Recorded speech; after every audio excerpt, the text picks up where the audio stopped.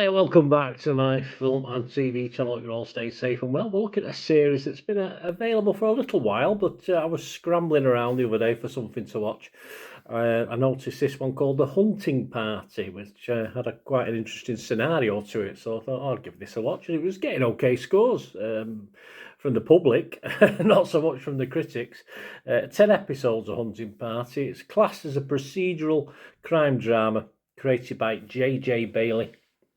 And it premiered back in January the 19th, 2025. So it's been a while. I mean, I'm recording this, of course, on October the 29th, 2025. And there is a new series to come of this as well. So it must be half decent, surely, to have a second season.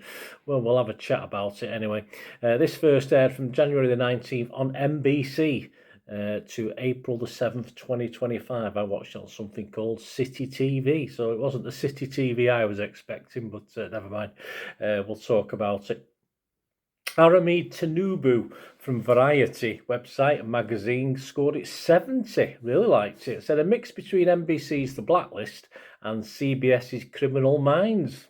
High praise indeed. He said the series is disturbing and a tad predictable, but is an overall engaging watch. Yes, but he is, as far as critics are concerned, in the minority. Brian Tellerico from RogerEbbett.com scored this 10 out of 100, not 10 out of 10, 10 out of 100. He said, to say that this show is insulting to the intelligence of everyone unlucky enough to watch it would be an understatement. It is poorly made in every department, writing, directing, performance. A bit harsh for some of the actors. Whatever you can think of, he says. So, yeah, I'm a bit between the two, but I do feel this could have been so much better with the plot, the ideas behind it, all this, the synopsis, if you like, of it. But we'll talk about it anyway. Please, guys, before we do, you can hit that like button, it'd be wonderful. It helps with the algorithms, of course, for the channel. So if you watch this far, if you can just smash that like button for me, if you hopefully will carry on watching and enjoy the content. Subscribe if you're not already done so. I do lots of stuff like this, reviews and information vlogs on film and TV.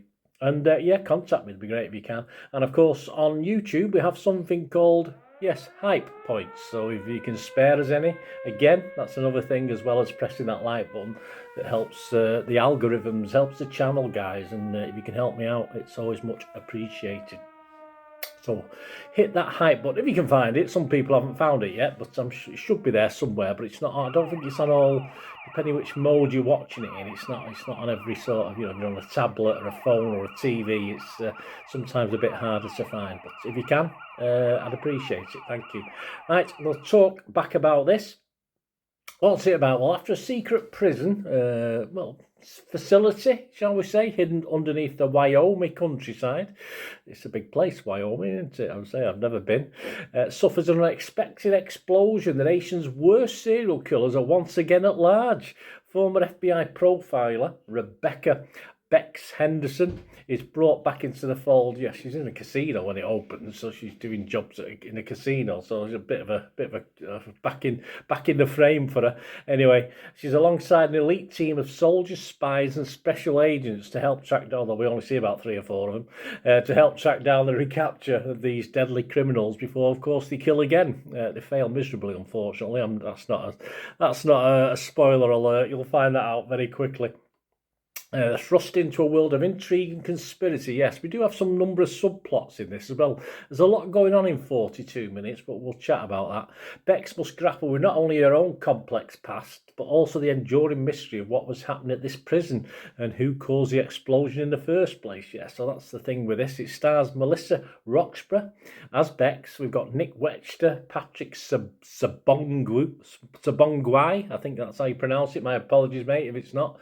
Josh McKenzie and Sarah Garcia, and others as well include, but they're the main guys in this one. Yeah, I did, as I said, I think at the outset of this, an intriguing premise. I think it sounds really good. A bit of a different slant, I thought, to the normal standard serial killer theme that, you can get 10 episodes on one serial killer, can't you?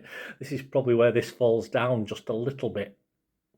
The backstory on the serial killer seems to get a bit more detailed as the series goes on, but we've got a 42-minute episode to fit in, and what they tend to do, and I'll admit now, I've watched up to episode 8 while I'm doing this. I had a chance to do a review, so I've still got a couple to watch.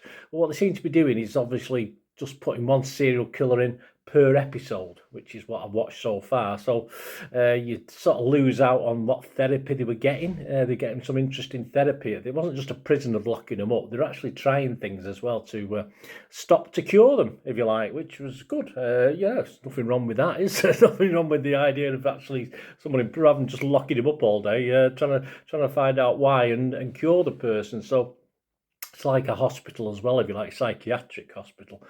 So you got that, but we don't get to know enough in 42 minutes about these serial killers.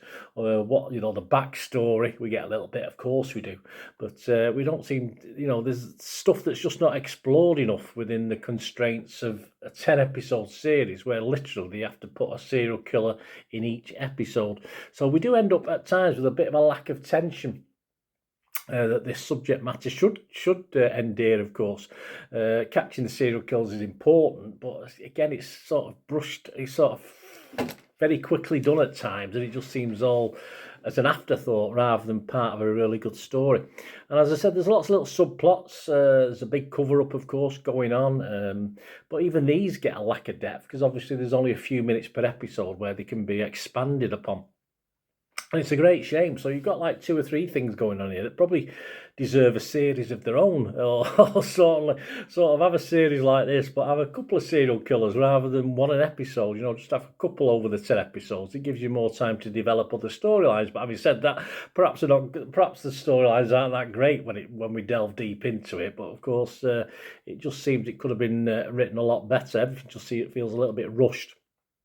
And it's just not enough time to get interested or invest, particularly in anyone, apart from obviously the main girl who I invested in, who plays what was it again? My apologies, Melissa, of course, Melissa Roxburgh, who is very investable in this, and probably the only one who is for me. But even she gets lost in it all with how it is. She does hold it together, but she's a little bit restricted as an actor within the plot framework. Let's have a look at what we got here. Joel Keller, Joel Keller from Decider scored it 30, so he didn't like it either. 30 out of 100. He said the Hunting Party is a generic action series that seems to operate on twists that either aren't that surprising or are pretty much useless. Well, yeah, it's not the twists as such. It's just the lack of development of the storylines. That's the problem. So it makes us less interested in it. And he is right, but not perhaps for the right reason. Isabella Suarez from Collider likes it a little bit more, and I think she's fairly spot on actually with a 50 score, 5 out of 10, 50 out of 100. She said her conclusion was Bailey's new procedural crime drama has clear potential, it does, but what remains a mystery as of now is whether the show will take more thrilling risks or fall short by continuing to play it safe. Yeah, I'd say there's just no delving into it. Now, there's a possibility the scriptwriters didn't have the skill to expand on the storylines, but I'm saying they did, but they just weren't given the leeway to do it.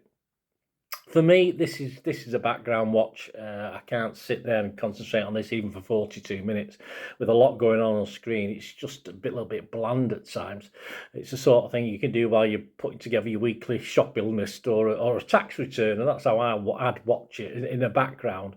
A second series, as I said, is in the pipeline, and that's supposed to be available around about February 2026. And if it's more of the same with this, I say if they concentrate a bit more on not trying to squeeze a serial killer into every episode, I think this could have been a lot better. So if they change the format a little bit, I might watch. But based on this format, it might be saved until I've got my next tax return or shopping list to do, because it's such a shame, because they've sort of messed up what I think is an interesting premise in this, some interesting ideas, and they're just not fully explored, which is disappointing. Am I alone? Well, not alone with the critics, although Joe Public seemed to like it. I mean, I class myself as Joe Public. I don't particularly think I'm a critic. I just enjoy watching film and TV, and I'm giving you my opinion. But Rotten Tomatoes, there's only 12 critics, but three were fresh, but there was 9 rotten on Rotten Tomatoes. Only 12 critics. It's been out a long time, this, so it's not exactly getting word of mouth passed on, is it, for people to watch it? I would probably make that 9 Rotten Tomatoes a 10, if I was to go on Rotten Tomatoes and score it. Metacritic, the other site we look at, only getting 34 out of 100, but again, only a very small amount of critics. 7 critics. 1 was positive, 2 were mixed, and 4 were negative. So let's make that 3 mixed, because I'm not going to be totally negative on this. As I said, there's potential there, and it is an okay watch, as I say, background watch, something like that. But the good news is, yes, the public seem to like it. Rotten Tomatoes audience, we don't have a breakdown of their scores, but we get an overall percentage of positivity. And 83% of the public who bothered to write in or put their things on Rotten Tomatoes liked it. 83% positivity, so that's good. An Internet Movie Database, over 5,500 scores and reviews on this, and it's getting a 6.6. So yeah, that's good. The public like it. Personally, not so much. I'm going to give this my minimum score, which means it is sort of watchable, but I can't heartily recommend it. As I said, it's just